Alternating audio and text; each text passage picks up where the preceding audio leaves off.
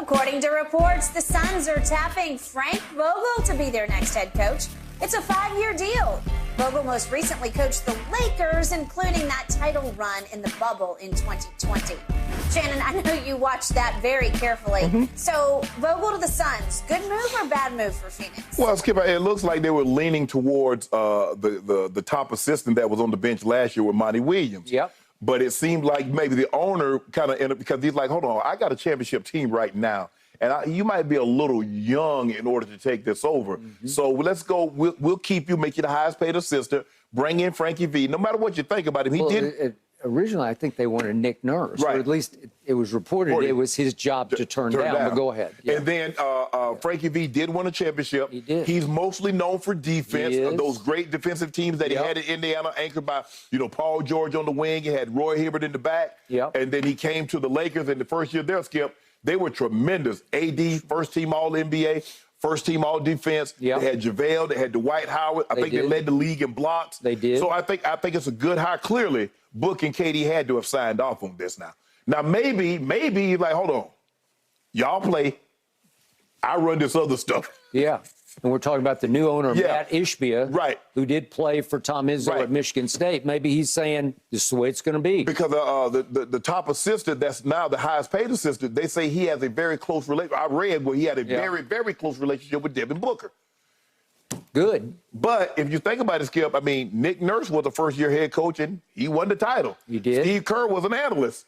He won a title. Pat Riley was an analyst. He won a title. Greg Popovich, Steve Kerr.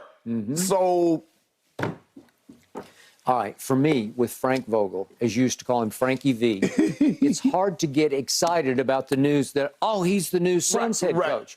On the other hand, it's even harder to condemn that move because he's really good at what he does. 3 times in his coaching career, he coached the best defense in all of pro basketball.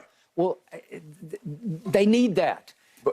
Can you think they can do it with this squad, Skip? I mean, KD, Book, that's not. I mean, Ayton ain't gonna play no D. Skip, are we sure he's gonna be there? Do they swap him out for Miles Turner? I don't know, but I don't know if this squad is capable of that, Skip. Okay, I remain a big Monty Williams fan. I'm happy for him because he got a great gig in Detroit where they gave him top money. He got the to bag. Say, you're here for the next 6 years. We're going to grow with and around you, right? You're going to be the sun in our new universe. Correct. The point is, I couldn't defend Monty and Phoenix because twice in a row they got eliminated by 30 points at home.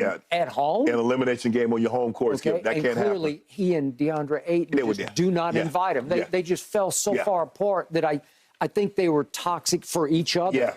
Somebody had to go. Somebody had to go, and it's usually the coach because they just gave him his bag, right? Okay, so do I hate that? No, I don't hate the move. Do I love it? How do you love anything Frankie V does? But he has been the head coach in Indiana for 7 years, and he was the head coach in Orlando for 3 years, and with the Lakers for 4 years.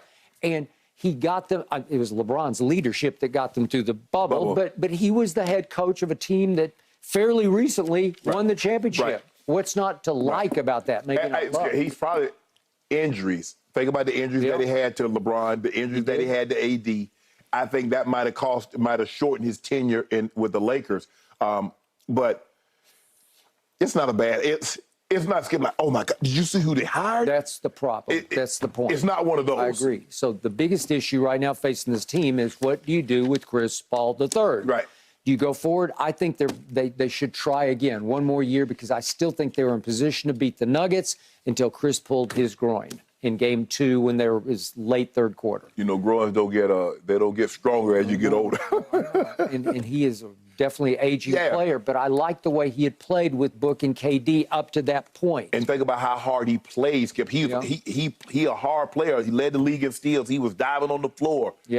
Catch up with you at some point. Okay. Well, I think they're going to try one more go-around with a coach that everybody will kind of like, but maybe not love. Maybe that'll be the right